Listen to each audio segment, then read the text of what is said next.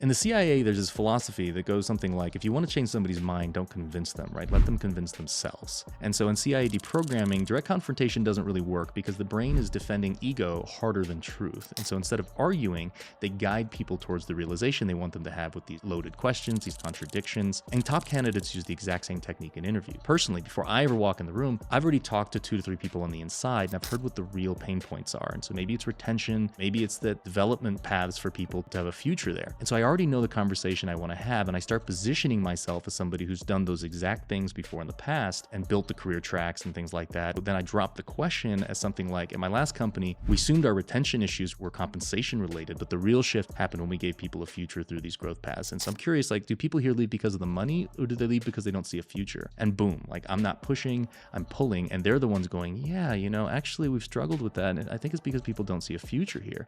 And then just like that, I'm no longer the candidate that's like explaining my value. I'm the solution to something that they just discovered themselves is the problem. And so that's the CIA guided realization technique. You don't persuade, you plant. And when they finish the thought for you, they feel brilliant, and you walk out as the hero and the obvious answer.